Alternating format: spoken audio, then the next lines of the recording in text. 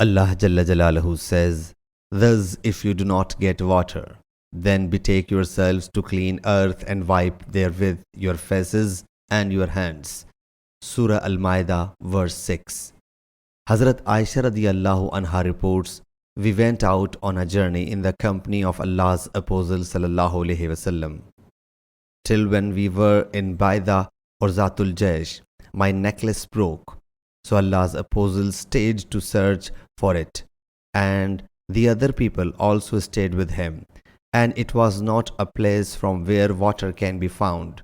The people came to Hazrat Abu Bakr Siddiq radiyallahu anhu and said, 'Don't you see that Aisha radiyallahu anha has halted Allah's Apostle sallallahu alaihi wasallam, as well as the other people at the place where there is no water, and they have no water along with them?' Hazrat Abu Bakr radiyallahu anhu came at the time when Allah's Apostle sallallahu alaihi wasallam was sleeping, nestling his head on my thigh.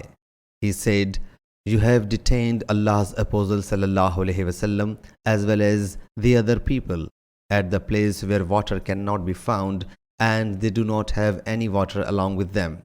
Hazrat Aisha radiyallahu anha says that Hazrat Abu Bakr radiyallahu anha reprimanded me, kept on saying against me whatever Allah Jalla Jalaluhu willed. Rather, he punched me on my side.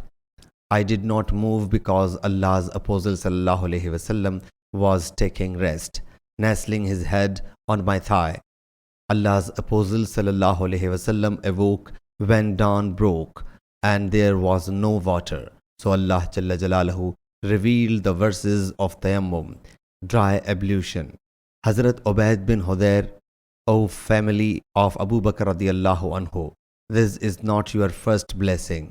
Hazrat Aisha radiyallahu anha said, when we caused the camel on which I was riding to get up, we got the necklace beneath it. Sahih Bukhari, Hadith number 334.